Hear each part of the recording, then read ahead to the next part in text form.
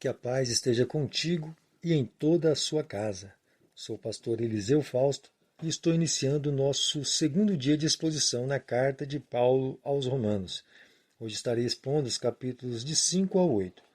No capítulo 5, o apóstolo Paulo já começa a detalhar a justiça que o Evangelho confere a todos os que pela fé descansam nos conselhos de Deus. Do versículo 1 até o 11, ele menciona os benefícios de quem acredita no Evangelho de Jesus Cristo. Primeiro, esta pessoa recebe o maior dos benefícios que alguém pode ter, a paz com Deus. Todos que acreditam no Evangelho não precisam mais temer a presença de Deus ou o futuro juízo final, pois em Cristo alcançaram a paz com Deus justo. E essa paz conduz os beneficiados a desejarem a glória de Deus, que mesmo sofrendo tribulações por causa desse desejo pela glória de Deus, se alegram, pois tudo contribui para o propósito único da esperança produzida no coração dos que creem através do Espírito Santo.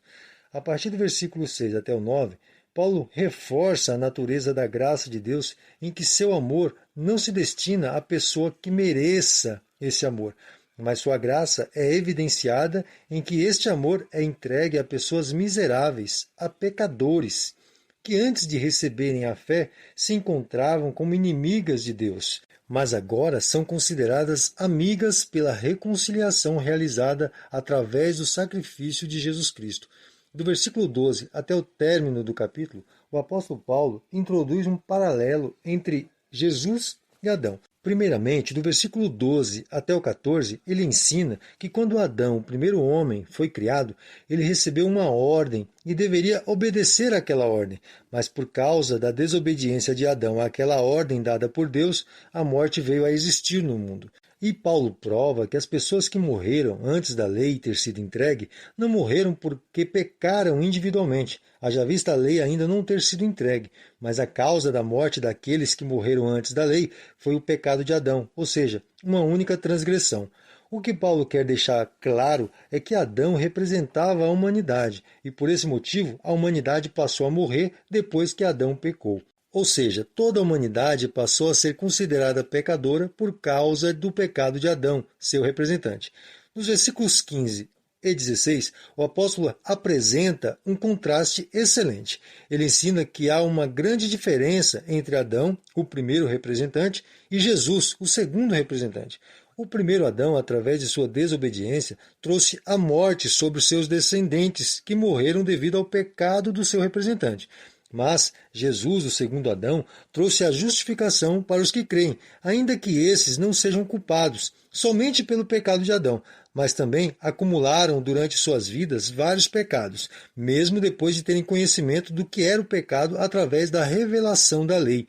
Mesmo esses obstinados pecadores recebem o perdão através de Jesus, ou seja, não importa o quão pecador seja uma pessoa, ela recebe de Jesus o perdão e a justificação, de modo que o dom da graça de Deus é muito maior do que a condenação sofrida pela desobediência de Adão, pois por apenas uma desobediência veio a morte, mas independente de quantas desobediências sejam praticadas por alguém, Deus ainda assim concede o perdão a essa tal pessoa. Nos versículos 17 e 18, o apóstolo intensifica o raciocínio afirmando que o dom da graça de Deus não leva em consideração os muitos pecados de quem é perdoado, mas simplesmente concede o perdão.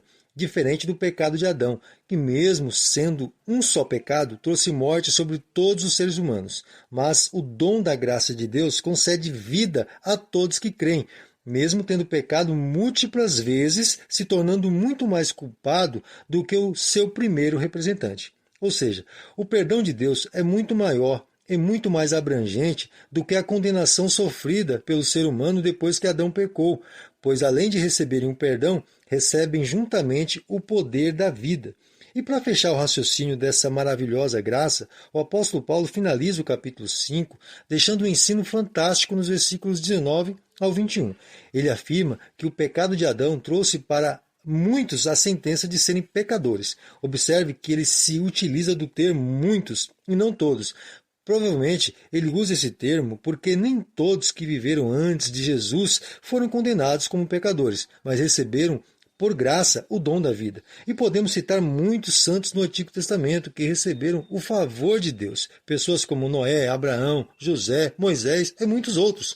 Mas o interessante é que o apóstolo retorna ao tema da lei para fortalecer o entendimento de que ela veio com o propósito de aumentar ainda mais a realidade do pecado no mundo, pois somente conhecendo a lei de Deus é que o pecado pode ser notado claramente, e assim todos os perdoados podem compreender que a graça de Deus é infinitamente maior que o pecado humano, pois ela perdoa infinitude de pecados cometidos por pecadores obstinados. Sendo assim, onde há abundância de pecados entre uma geração de pessoas que não somente foram culpadas em Adão, mas depois de conhecerem o certo, decidem livremente viver uma vida de pecado, é aí que o apóstolo Paulo afirma que o pecado abundou no mundo, mas esta realidade fez com que a graça fosse tal que superabundasse sobre os seres humanos.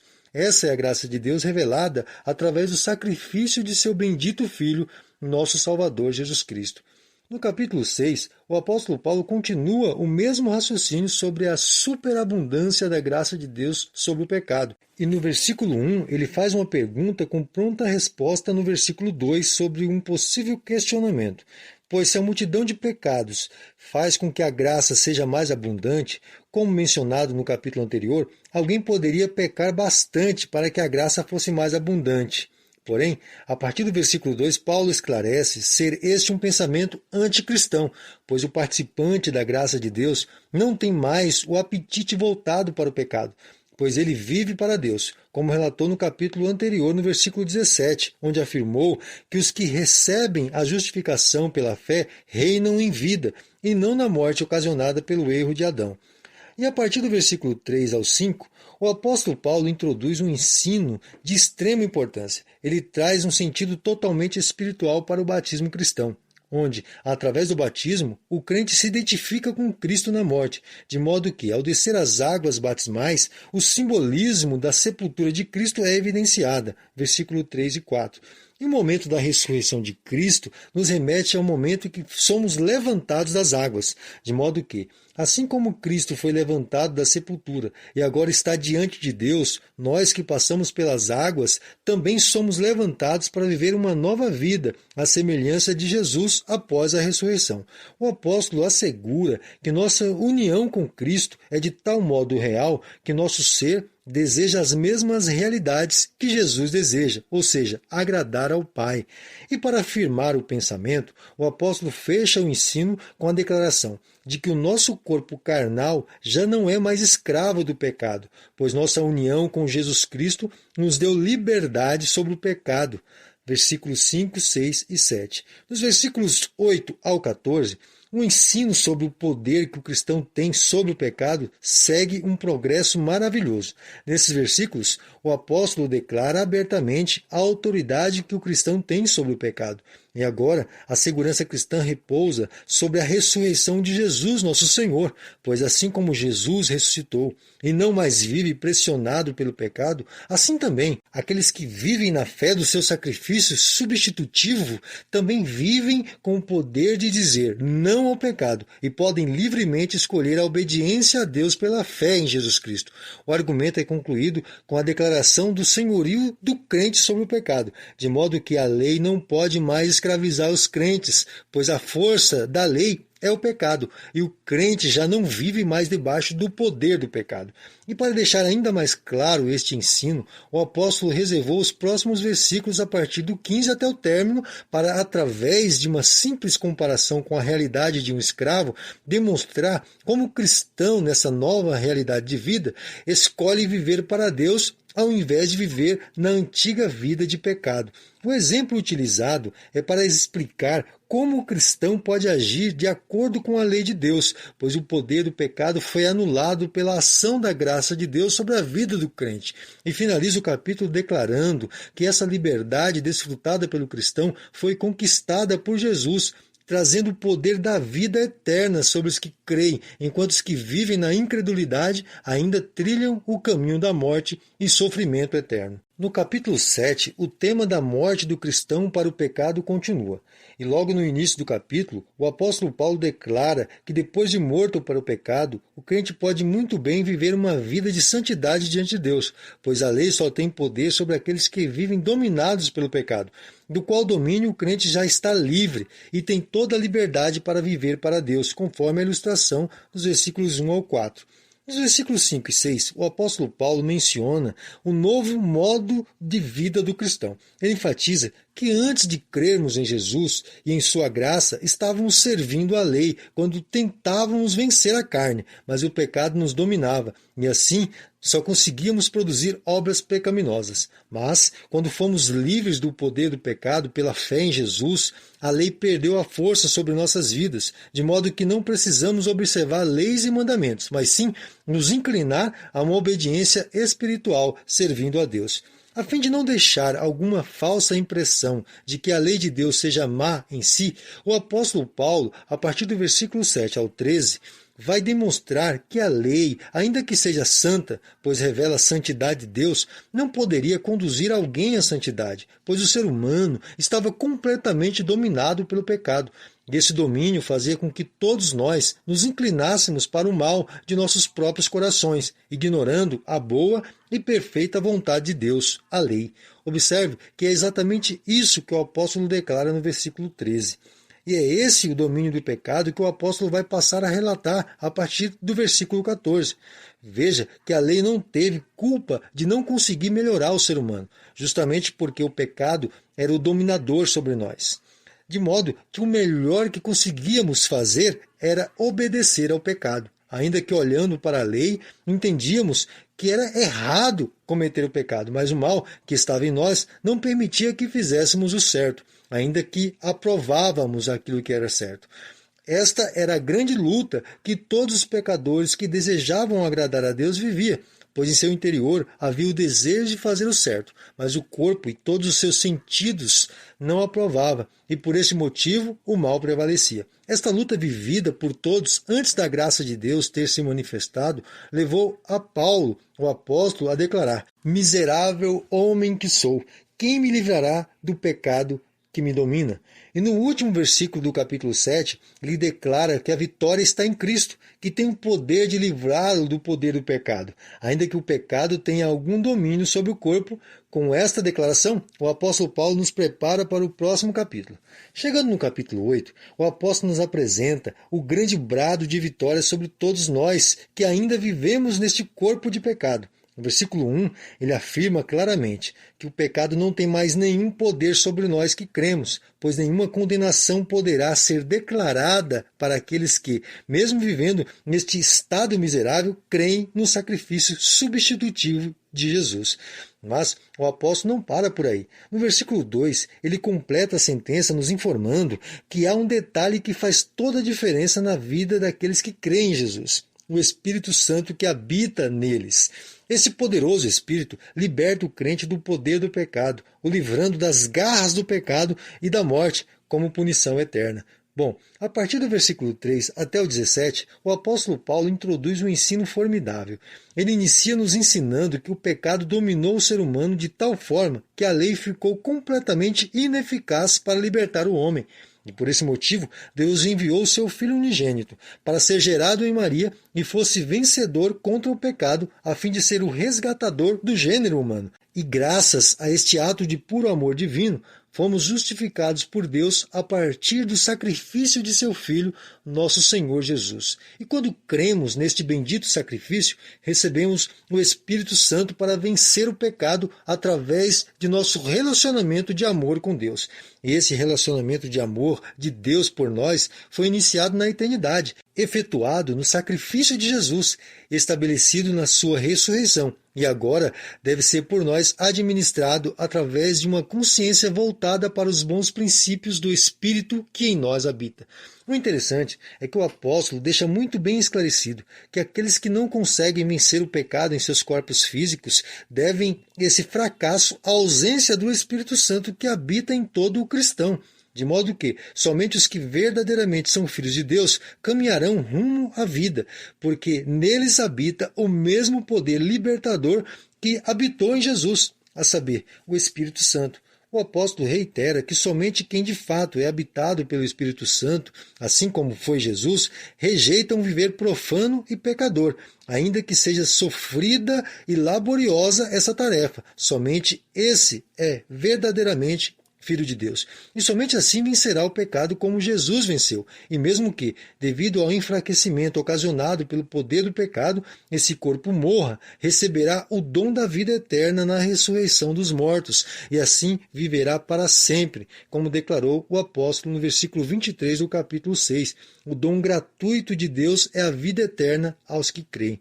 Pois nesta unidade, através da habitação do mesmo Espírito, somos um com o nosso Senhor Jesus, e com ele herdaremos a vida na presença de Deus para todo sempre. A partir do versículo 18 até o 21, o apóstolo nos informa que o sofrimento existente na vida do crente também é vivido pela natureza de um modo geral, pois, devido à realidade do pecado no mundo, tudo ficou sujeito à extinção.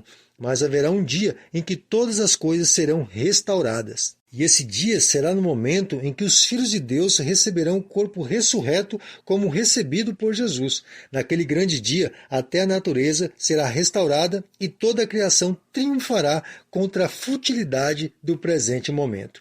Nos versículos 22 ao 26, o apóstolo Paulo apresenta 3 gemidos que são constantes e perenes enquanto esta redenção não ocorre. Primeiro, a natureza geme, pois antes do pecado habitava em perfeita harmonia, e por isso deseja que tudo seja restaurado como era no princípio. Versículo 22. Segundo, todos nós, os que cremos no poder libertador do Espírito Santo, também gememos, pois nossos corpos são diária e constantemente alvos de pecado que com fúria cruel combate contra o Espírito que em nós habita, e por isso desejamos ardentemente que nosso corpo receba a bênção da redenção futura, nos versículos 23 ao 25. Mas há um terceiro gemido, o gemido do Espírito Santo, que expressa de um modo incompreensível a nós humanos, mas diante de Deus, cada um dos gemidos expressos pelo Espírito são completamente compreendidos, e a partir desses gemidos do Espírito, o Senhor Deus socorre cada um de seus filhos, até que todas as coisas sejam restauradas. Versículo 26 e 27. Interessante notar que esse gemido do Espírito ocorre individualmente em cada crente que nutre em si mesmo a esperança do futuro reino glorioso de Jesus Cristo nosso Senhor. Estou inclinado a aceitar a opinião de que esse gemido do Espírito que ocorre no crente seja as línguas que recebemos para orar e sermos edificados através delas. Mas talvez alguém possa questionar que nem todos falam em outras línguas, e esse é um fato. E por isto, este questionamento deve ser considerado, pois mesmo aqueles que não falam em línguas sentem em seus corpos físicos o pesar causado pelo pecado, e esse pesar tem conduzido muitos crentes ao pranto e a uma aflição interna, que pode sim ser ocasionada pelo Espírito, que geme dentro do coração deste, desejando conjuntamente com ele a manifestação da glória de Deus em seu reino futuro. E esse também pode ser considerado o gemer do Espírito Santo aqui. Deixa ao seu critério decidir qual gemido do Espírito se encaixa melhor no contexto. Como falei anteriormente, estou inclinado a pensar ser as línguas a expressão do gemido do Espírito, mas não descarto a possibilidade de que cada choro e aflição na vida de um cristão seja um modo de demonstração do gemido do Espírito em nós. A verdade é que o Espírito, nós e a criação compartilhamos do mesmo sentimento de insatisfação com o mundo presente, desejando que a vontade de Deus prevaleça em todas as esferas da criação. Versículo 27. Nos versículos 28 ao 30, o apóstolo introduz um ensino que expressa uma sentença irrevogável da vitória pertencente aos crentes. No versículo 28, ele afirma que a providência divina estabelece e ordena que todas as coisas existentes no mundo têm um único propósito de beneficiar de um modo espiritual aos filhos de Deus. E para esclarecer quem são esses beneficiados, o apóstolo Paulo ensina nos versículos 29 e 30 que todos os filhos de Deus foram chamados no estado em que estavam, ou seja, eram pecadores como os demais, porém receberam a bênção e a graça de serem destinados a viverem uma vida semelhantes à de Jesus. agradando ao Pai, que não somente destinou seus filhos para esse propósito, ele chamou esses para que, sendo justificados em Cristo, recebessem a redenção futura, a saber, o corpo glorificado à semelhança de Jesus. O que resta para nós, diante de toda essa graciosa graça, é ler os versículos finais do capítulo 8, com o mesmo entusiasmo do apóstolo ao escrever esses últimos versículos.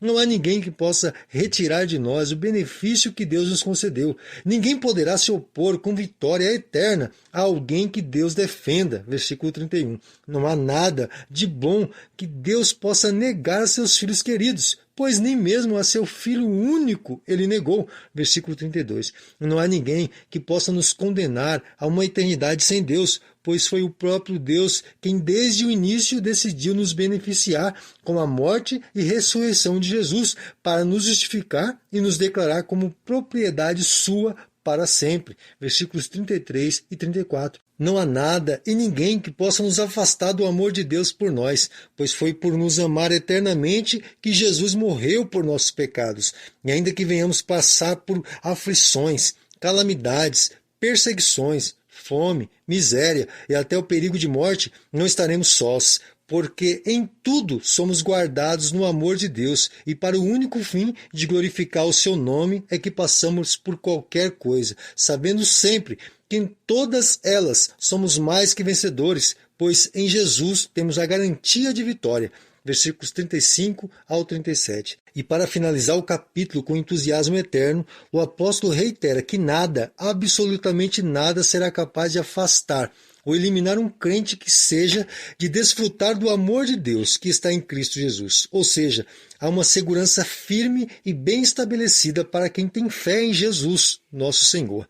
Não há como se perder quando estamos no caminho, e ainda sabendo que durante o percurso contamos com a intercessão do Espírito e do próprio Filho de Deus, para que cheguemos ao bom destino de habitar próximo ao trono de Deus. Que riqueza é ter conhecimento do Evangelho bendito de nosso Senhor Jesus. Nesses capítulos, tivemos a certeza de que podemos descansar inteiramente na graça de Deus, pois ela é a causa de nossa salvação do domínio do pecado e da futura redenção do nosso corpo carnal.